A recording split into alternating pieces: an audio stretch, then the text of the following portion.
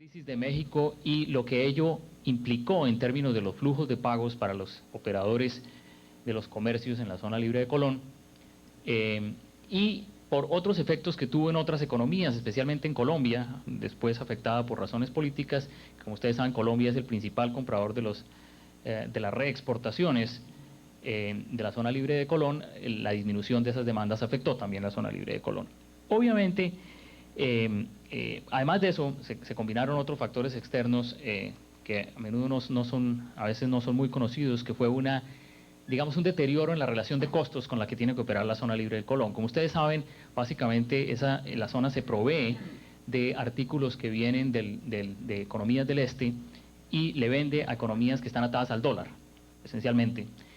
Y la devaluación del dólar implicó un encarecimiento de las fuentes de abastecimiento de la zona libre de Colón, mientras que las devaluaciones que hicieron varios países en el año 95 por la crisis de México y por otras razones, como esta del problema político colombiano, implicaron pues una caída de demanda, de tal manera que los precios de los compradores, de los que se abastece, los precios de donde se abastece la zona libre de Colón subieron y los de los compradores bajaron, y obviamente ellos se vieron estrangulados. Frente a eso, adicionalmente, hubo un problema, como todos lo saben y que se discute mucho aquí, de incertidumbre o de ajustes tributarios que también los afectaron, y de actividades y de medidas de control a las actividades ilegales que pudieron crear problemas en algunos de sus negocios. De tal manera que hay una combinación de factores, digamos, momentáneos y en gran medida, insisto en eso, externos. Pero aparte de eso, esos fenómenos que uno puede considerar puramente aleatorios, es decir, ocurrieron sin ninguna razón propia de la economía, hay un elemento además por debajo que se discute menos, y es que aparte de eso estaba terminando un boom, estaba terminando un periodo de recuperación muy importante del que venía la economía panameña, y eso afectó esencialmente, como ustedes lo saben, al sector de la construcción y por efecto de conexiones entre la construcción y la industria, afectó también a esta última, afectó a la industria y afectó incluso también a las actividades financieras, como lo voy a mostrar. En esta gráfica ustedes ven dos cosas sobre las que voy a insistir en esta presentación, una vez que uno se sale de los efectos más inmediatos de lo que está ocurriendo con el comportamiento de algunos sectores. Uno ve dos cosas esencialmente en esta gráfica. Una, que hay en el largo plazo una tendencia de menor crecimiento, sobre la cual voy a hablar, que es esa línea azul que muestra que, aparte de los sube y bajas, en el promedio, el crecimiento de Panamá es cada vez menor. Claro que si uno se concentra solamente en lo que ocurrió en los últimos años, que es quizás lo que, digamos, en lo que se concentra la discusión usualmente aquí en Panamá, es que hubo un periodo de muy buen crecimiento que se acabó. ¿Y por qué se acabó? Bueno, pues obviamente porque era recuperación. Habíamos tenido este enorme descenso y después hubo un periodo de recuperación, y ese periodo de recuperación se agotó. ¿Y dónde se expresó ese agotamiento? Ese agotamiento se expresó, como todos ustedes lo saben, principalmente en el sector de la construcción. El boom de la construcción obviamente no podía durar. Hubo un año de crecimiento por encima del 100%, pero de todas maneras los crecimientos de la construcción fueron altísimos. Nadie podía esperar que crecimiento de esa naturaleza durara, sencillamente porque era un fenómeno de recuperación que por fortuna tomó un tiempo y mantuvo funcionando la economía bastante bien, algunas actividades domésticas bastante bien durante algún tiempo. Pero como lo muestra esta gráfica, era totalmente un fenómeno de recuperación. La línea azul sencillamente le muestra a uno cuál era la tendencia de la construcción de largo plazo. No he puesto los años de para atrás para no confundir la imagen de lo que quiero dar, pero aquí está totalmente clara. Si no hubiera habido los problemas políticos de fin de la década pasada, el embargo, etcétera, seguramente la construcción se hubiera comportado de acuerdo con esta línea, que era un crecimiento de orden del 5 o del 6%. Ocurrió este bajonazo y después lo que tuvimos es una recuperación. Una vez que la construcción llegó a donde debía estar, ahí está, se acabó ese proceso. Muy interesante además es que eso también en realidad, en alguna medida, ocurrió con el sector financiero. Lo que ustedes ven aquí es la liquidez, o sea, la cantidad de, digamos, de medios disponibles con el que cuenta el sector financiero, y la línea azul los créditos, o sea, los usos que hace el sector financiero de esos recursos, y lo que se ve también es claramente que con la crisis del 90 había habido una caída en el crédito y en la liquidez, después siguió un fenómeno de recuperación, tasas de crecimiento cada vez más rápido que se mantuvo y que ha ido cediendo gradualmente. O sea, también aquí tuvimos un proceso de recuperación muy importante que se fue agotando gradualmente, como era natural. Entonces, digamos, se acabó ese ciclo. De tal manera, pues, que ese segundo elemento le dice a uno, para recapitular en lo que voy diciendo, hubo shocks del momento negativos, hubo además el fin de una recuperación, que era el fin de un ciclo, que era esperar que se acabara, pero detrás de todo eso, una vez que uno quita todo eso, hay algo más preocupante, que es en realidad en lo que nosotros queremos insistir. Y es que detrás de todo eso hay una tendencia de crecimiento cada vez menor. Y ese es realmente el punto central. Este es un gráfico ficticio, en el sentido que está preguntando, está diciendo sencillamente, ¿qué hubiera ocurrido con la tasa de crecimiento a partir del año 85? Sencillamente si se hubieran seguido en esencia las tendencias que iban hasta 1985. Es decir, no hubiera pasado nada más. Saltémonos esos años problemáticos de fin de los 80, de principios del 90, hasta el 90 o 91, y preguntémosle a un modelo, no tengo para qué explicarles, de computador, que nos simule qué habría pasado. Y lo que nos simula es supremamente interesante. Lo que nos simula es lo que nos dice, mire, hubiera pasado esto azulito que hay aquí. ¿Y en qué estaríamos en 1995? En un crecimiento del 2%. Eso es lo que nos dice el ejercicio. Y se ve claramente ahí, incluso si uno regresa a la gráfica que presenté antes, que es la gráfica real, esta ya no es un invento, incluso en la gráfica real, le muestra a uno que efectivamente, si uno se olvida de ese bajonazo y después la subida que era recuperación, la tendencia de crecimiento es cada vez menor. En el largo plazo, aquí estamos hablando de un periodo desde el 60, si uno lo quiere tomar desde el 50, incluso le funciona.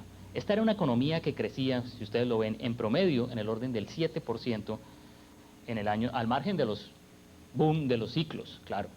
Crecía en promedio al orden del 7%, una década más tarde al orden del 5, del 4, y ahora está creciendo al orden del 2%.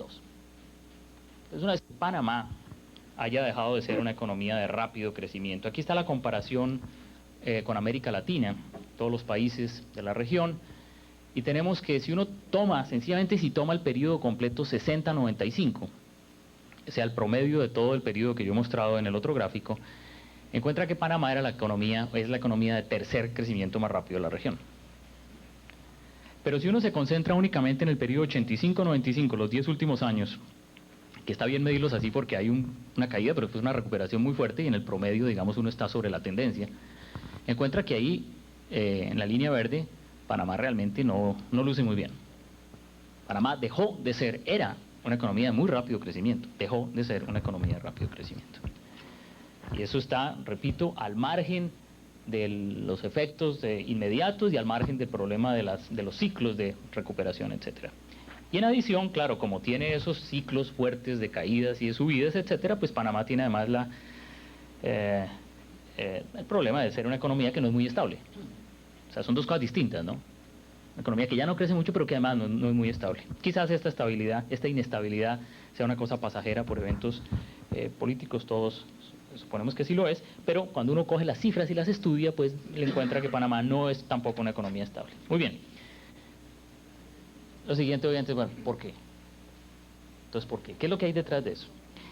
Lo que hay detrás de eso es, ante todo, algo que es muy importante, y es que en Panamá, a diferencia de otros países, especialmente otros países de Centroamérica, en Panamá el problema no es de acumulación de capital o de acumulación de mano de obra. La mano de obra y los niveles educativos de Panamá son relativamente altos, aunque también hay problemas que discutiremos en un momento, sino que básicamente el problema está en que la productividad no contribuye al crecimiento. Y aquí están las cifras. Este es la situación desde el año 50 hasta el año 95. En promedio la productividad prácticamente no cambió, en promedio. Pero lo que ha ocurrido a través del tiempo es una cosa muy grave, y es que al principio, digamos en el periodo entre el 50 y el 73, y después incluso hasta el 85, aportaba algo al crecimiento, no mucho, pero aportaba algo. Mientras que a partir del 86 la productividad muestra un descenso. Es decir, la productividad le está quitando al crecimiento. Hacemos cada vez más esfuerzo, por decirlo así, tenemos cada vez más inversión, más capital, etcétera, pero cada vez es menos productivo. Eso es realmente un problema mayor. Una economía pues que no le basta sencillamente con resolver sus problemas de acumulación, sino que tiene problemas muy serios de productividad. Otra vez entonces, ¿por qué? Vamos un poco más adelante. ¿Es un problema de inversión? ¿Será que esta economía no invierte y que entonces se está atrasando y el capital, digamos, es un capital desueto o un capital que no se renueva o en fin, ese estilo de cosas? La respuesta es no, no. La inversión, claro, en parte por el fenómeno de recuperación ha sido muy dinámica en Panamá, de hecho eso es muy interesante. Es la economía con una tasa de crecimiento de la inversión más alta de toda América Latina en los 90. Claro, en promedio, ya sabemos que en el 95 no, quizás en el 96 tampoco, pero en promedio, gracias a la enorme recuperación de los primeros años, fue la de más rápido crecimiento. Entonces dirían, bueno, eso no cuenta mucho porque el bajonazo del 89 o el 90 fue extraordinario. Eso es verdad, pero incluso así, si uno toma en cuenta cuál es el coeficiente promedio de inversión, o sea, qué parte del producto de toda la economía se dedica a invertir, uno encuentra que el nivel de la inversión en Panamá es relativamente alto. Y si uno quita ese periodo del bajonazo y se va hacia atrás, también encuentra tasas de inversión muy altas. El problema no es el coeficiente de inversión. El coeficiente de inversión en Panamá es alto. De hecho, sería consistente con tasas de crecimiento sostenidas mucho más altas. Aquí Panamá aparece creciendo alto, pero es un fenómeno de los 90 de recuperación. Muy bien. Ahora, Panamá tiene el problema de que además de que tiene una tasa de inversión alta que no es muy productiva, y sobre eso volveré en un momento, no tiene en cambio un nivel de ahorro alto. Otras economías sí, por ejemplo, el caso más interesante pues obviamente es Chile, una tasa de inversión muy alta, pero una tasa de ahorro muy alta que le permite sostener indefinidamente esa tasa de inversión y crecer rápidamente. El caso de Panamá es un poco distinto. Panamá tiene una tasa de inversión que hemos visto que es alta, pero no tiene una tasa de ahorro que es modesta, bastante modesta. De hecho, más modesta si uno tiene en cuenta que el nivel de ingreso per cápita de Panamá es entre la región de los relativamente altos, por lo tanto debería estar hacia esta zona y no por acá donde está. Aquí tienen ustedes Chile, por ejemplo, con una tasa de ahorro del 25%, otros países del orden del 22-23%, y uno tiene a Panamá con una tasa que en promedio de ahorro es del orden del 12%. Panamá invierte mucho y no tiene el ahorro a la larga con qué pagar esa inversión. Y la inversión es poco productiva, está en un problema, por supuesto. ¿Y en qué se refleja ese problema? En algo que por el momento no ha sido muy grave, porque por fortuna Panamá tiene enorme solidez cambiaria externa, acceso a recursos financieros externos, entonces eso por el momento no le permite ver que tiene un problema, sencillamente. No le permite ver que tiene un problema porque ahí está el financiamiento externo. Entonces ustedes ven que la inversión sube y baja, y las subidas y las bajadas de la inversión se van en subidas y bajadas en la cuenta corriente con el exterior, es decir, en el déficit con el resto del mundo. Y si invierte más, le prestan más. Por el momento no tiene ningún problema. Pero le sugiere a uno que hay algo que anda mal. Porque si usted invierte cada vez más y no logra aumentar su ahorro, pues obviamente las cosas en el largo plazo no pueden funcionar porque usted no está creciendo. Y de hecho para los niveles de inversión, como lo hemos dicho, debería crecer más. Y si creciera más, como le pasa a todas las economías, generaría más ahorro y no tendría el problema que tiene. Digamos, es lo común en todas las economías. Si usted tiene un crecimiento mayor, su tasa de ahorro tiende a subir. Panamá no. En Panamá usted invierte mucho, no crece más y el ahorro se le queda estancado. Volvamos entonces al punto de, bueno, ¿y por qué es entonces este problema de la inversión y de la baja productividad? Panamá es una economía cada vez más intensiva en capital. Esta realmente es una gráfica que muestra que la intensidad del uso del capital se ha triplicado desde el 50 hasta el 95, que es realmente una cosa absolutamente extraordinaria en cualquier otra economía. De pasar de ser una economía, digamos, con una relación de 1, ha pasado a ser una economía donde por cada unidad de producto se requieren 4 unidades de capital. Y eso, dicho de otra manera, muestra que la productividad del capital es baja en el contexto de América Latina, algo en lo que ya he insistido, pero para mostrarlo aquí en forma comparativa, y que muestra además que por implicación, obviamente, quiere decir que las adiciones que se hacen al capital son cada vez menos productivas. Claro, por supuesto. Aquí tiene uno que, digamos, si antes se invertía un peso adicional, el producto tendría a crecer 50 centavos. Si se invertía un balboa, el producto tendría a crecer en la mitad de eso. Ahora, con una inversión de un peso, una inversión adicional de un peso, a duras penas sí se generan, qué sé yo, 10 o 15 centavos adicionales. Entonces hay que hacer un enorme esfuerzo de inversión para generar un pequeñísimo aumento. Y detrás de eso está entonces el problema de la productividad. ¿Por qué? Vamos un poco más hondo. ¿Por qué entonces? La respuesta hay que buscarla, obviamente, siendo una cosa de naturaleza estructural permanente y que se ha ido agravando con el paso del tiempo, hay que buscarla naturalmente en la estructura o en la, digamos, en la estrategia de desarrollo que ha tenido Panamá, que, como todos lo sabemos, está basada en los enclaves. Ahí es donde hay que buscar la clave de la pregunta. Los enclaves son esencialmente una sexta parte de la economía. Nosotros definimos como enclaves la suma de las zonas francas, el canal y el centro bancario internacional. El resto de la economía está representado aquí con los sectores de agricultura, industria, construcción y servicios. Los enclaves son, sencillamente para recordarlo, están caracterizados por tener unos accesos preferenciales a insumos o a recursos del exterior de alguna manera, que se permite que se dediquen a una actividad específica y que gozan de algunas condiciones especiales de tributación, laborales y de posiblemente alguna separación de los mercados, es decir, las cosas que se producen en un enclave no se pueden destinar a cierto mercado, sino que se va al mercado de exportación, o hay una separación, digamos, entre el mercado externo y el mercado interno. Piensen en el Centro Bancario Internacional o piensen en la zona libre de Colón. Muy bien. Y esa ha sido la base en la que, digamos, es el elemento característico clave de la economía de Panamá, del cual se deriva una estructura que es muy importante en el funcionamiento de la economía de Panamá, que es la generación y la distribución de las rentas. Los enclaves generan rentas, su estructura, digamos, con la que se conforman, se aprovecha para que el resto de la economía reciba parte de las ganancias extraordinarias que, por sus características especiales, tienen los enclaves.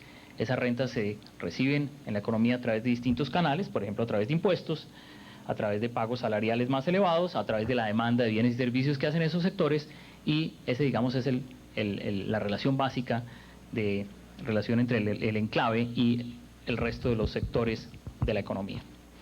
Ahora, en principio no hay nada malo con eso. En principio no hay nada malo con eso, pero el problema es que los enclaves tienen pues algunas limitaciones, especialmente el tipo de enclaves que ha desarrollado Panamá. Los enclaves, como se sabe muy bien, generan proporcionalmente muchas divisas, pero muy poco empleo. Aquí está el tamaño, la contribución de los enclaves desde distintos puntos de vista. Aquí está su participación, en el azul claro, su participación en la economía. Cada uno de ellos pesa más o menos el 5% en la economía, grosso modo. ¿Ok? Son cada una de estas barras azulitas, claras. Y las otras muestran que hay una desproporción en la cantidad de divisas que generan. Para el tamaño que tienen, generan una enorme cantidad de divisas proporcionalmente. Pero en cambio generan menos de otras cosas. Generan sobre todo menos de empleo, la barra amarilla. Generan muy poco empleo, porcentajes del orden de, estarán por debajo del 1% en todos los casos, al tamaño que tienen. ¿Y eso qué implica? La aplicación aquí es muy importante. Claro, si generan tan poco empleo y pesan mucho en la economía, quieren decir que son muy intensivos en capital. Ah, bueno, ahí está parte de la clave. Esta parte de la clave. Esa gran intensidad de capital tiene que ver con este proceso, no solamente con esto, como lo vamos a ver. Pero además no generan en realidad tantos recaudos tributarios o tantos ingresos tributarios como uno podría esperar. Es posible que sencillamente esto muestre un proceso de erosión en el tiempo. Si ustedes ven la zona libre de Colón, genera realmente un porcentaje de impuestos muy bajo. Es decir, la economía, por decirlo así, le paga un premio a la zona libre de Colón para que le dé divisas y a cambio de eso no le cobra impuestos. Se los cobra muy bajos. El Canal de Panamá sí genera una proporción relativamente alta de ingresos tributarios. El Centro Bancario Internacional no tenemos datos, no existen los datos, pero presumimos que también tiene una contribución muy baja a los impuestos. Entonces, tenemos una economía que, unos enclaves que esencialmente están generando divisas, no están generando empleo y tampoco a la hora de la verdad mucha tributación, con la excepción del canal, no están generando muchos recursos fiscales. Ahora, el modelo que se ha desarrollado alrededor de los enclaves es problemático porque en realidad es un modelo que no basta para sostener el crecimiento por esa razón. Realmente por varias razones. Una de ellas es que no tienen suficiente integración productiva con el resto de la economía. En un comienzo eso puede no ser problemático, porque los impulsos iniciales que le generan los enclaves, un poco de esa situación, se han desarrollado mecanismos para tratar de hacer que otros sectores crezcan. Como la conformación de enclaves relacionados de esta manera con el resto de la economía no es un estímulo suficiente, a través de los años los gobiernos o las políticas han empezado a crear, se han creado pues a través del tiempo mecanismos de protección, subsidios, ayudas fiscales, condiciones especiales, protecciones, etcétera, para que se desarrollen otros sectores que no se desarrollarían naturalmente con esta relación. El problema que finalmente lo estamos viendo entonces ahora, y es el que nos explica esa larga tendencia descendente de crecimiento, es que esa combinación a la larga de enclaves y sectores protegidos es autodestructiva. Uno puede empezar muy bien con esa relación, pero a la larga se le acaba la gasolina. Se le acaba la gasolina porque no tiene realmente mecanismos de generar aumentos de productividad y de generar una mecánica de crecimiento sostenido. ¿Por qué? Pues en realidad por una diversidad de razones que los podemos ver aquí rápidamente. Como primera medida, no desarrollan mecanismos adecuados de difusión tecnológica. Claro, los dos elementos están separados y el resto de la economía, el no enclaves, no está conectada con el exterior ni está conectada con los enclaves. Por lo tanto, no tiene mecanismos de donde absorber tecnología y modernizarse. Por esa misma razón, pues no hay complementariedades entre los dos y no se desarrollan nuevas ventajas comparativas. Piensen en esto, y esto es un punto muy importante, piensen en esto, en la enorme diferencia entre Singapur y Panamá. Mientras que en el primer caso, en Singapur, uno tiene una conexión de sectores donde todos forman conglomerados que se alimentan mutuamente y se estimulan mutuamente. En Panamá la separación hace que haya un gran sector de la economía, digamos todo el sector no enclave, que no tiene de dónde alimentarse para desarrollar ventajas comparativas. En adición, hay un enorme problema que lo tratará Juan Luis Londoño con mayor detalle. Este esquema refuerza las distorsiones salariales que son contrarias a las ventajas comparativas. ¿Por qué? Porque uno tiene que, debido al muy bajo nivel de empleo dentro de los enclaves pueden pagar niveles salariales supremamente altos. Eso no les afecta nada. Como en el resto de la economía a su vez está protegida y no se quiere realmente, no está abierta a la competencia internacional, y los mercados laborales sí están relativamente conectados entre los dos lados, eso quiere decir que los salarios en el resto de la economía tienden a subir. Tienden a subir además porque es necesario pagar bienes más caros debido a que hay protección. Como usted tiene protección, los alimentos son más caros, los bienes de consumo son más caros, y entonces usted sube los salarios también en el resto de la economía. Entonces usted tiene una situación en que eso nos termina de conformar el cuadro completo, tiene una economía con una enorme cantidad de capital que cada vez es menos productivo, y una cantidad de trabajo que cada vez es más caro. Está metido en una especie de trampa en que invierte cada vez más, pero la inversión no le produce más porque tiene este problema. Y eso, la mezcla además de que uno tenga protecciones, le erosiona la productividad y le erosiona el funcionamiento de la economía a través de muchos canales. Se multiplican las actividades de búsqueda de rentas. ¿Por qué? Porque, la fuente de generación importante de ingresos no es la productividad. La fuente importante de generación de ingresos son las rentas. O las rentas del canal, o las rentas de la protección, o las rentas del Estado que recibe los recursos de los enclaves, o algún tipo de rentas. Ese es el negocio que funciona en una economía que tiene esta conformación. No es la búsqueda de productividad, es la búsqueda de rentas. Y claro, eso a la larga, una economía que funciona así, que no está generando aumentos de productividad continuos, pues finalmente ve erosionada la capacidad de obtener recursos fiscales. Claro, los recursos fiscales finalmente se empiezan a agotar porque la economía en sí misma no está generando aumentos de productividad, lo único que está haciendo es movilizar rentas. Y el consumidor debe pagar precios superiores a los internacionales para todo. Entonces tenemos unos salarios altos, pero no un nivel de vida excesivamente alto, o comparable con el de los salarios, porque claro, los precios son muy superiores a los internacionales, lo cual quiere decir que el consumidor no se beneficia realmente de lo que está ocurriendo en la economía, y eso genera este enorme complejo, esta red complejísima, que en el caso de Panamá es clarísima, de continuas demandas de intervención estatal para que haya protecciones, para que los salarios en ciertos sectores se suban, para que se controlen competencias, etcétera, para que se controlen precios, etcétera. Y por lo tanto, al final lo que tenemos es un círculo vicioso de bajo crecimiento de productividad, ingreso y bienestar social. Esa es una historia que quizás tomó mucho tiempo en desarrollarse, donde las deficiencias al principio no tenían por qué ser claras, porque había una buena agente de generación de rentas, pero que se ha ido agotando en la medida que la productividad, como lo he mostrado, ha venido en descenso.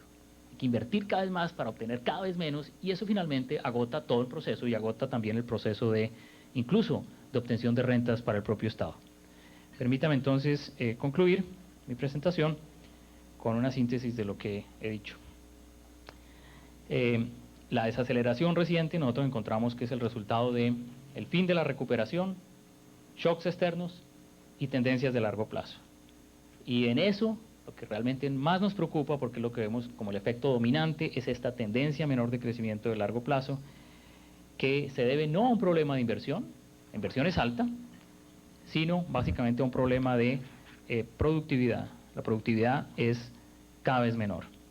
Y dentro de esto, digamos, la explicación que nosotros encontramos para esto es una estrategia en la que se han combinado enclaves con sectores protegidos, que ha sido muy perjudicial porque ha entorpecido el desarrollo de la productividad y el desarrollo de nuevos sectores. No hay alicientes para el desarrollo de nuevas actividades o nuevos sectores, no hay competencias, no hay complementariedades. Se ha elevado el costo relativo del trabajo frente al capital. Tenemos una economía supremamente intensiva en capital, donde el capital rinde poco, pero además es muy barato porque se lo ha tratado de estimular, y en cambio un salarios supremamente altos, y eso finalmente se ha traducido en niveles de vida que no son altos porque se han encarecido los bienes de consumo. Muchas gracias.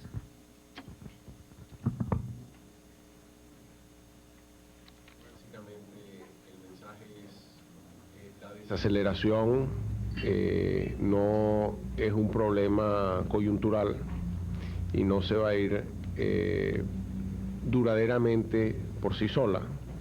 Refleja un problema en la estrategia de desarrollo que se ha seguido, un poco una estrategia en la cual había la idea de que los enclaves sacarían al país adelante, y lo que estamos encontrando es que Panamá es demasiado grande para sus enclaves, y que los enclaves es una solución para una parte del país, pero no ha sido una solución para todo el país.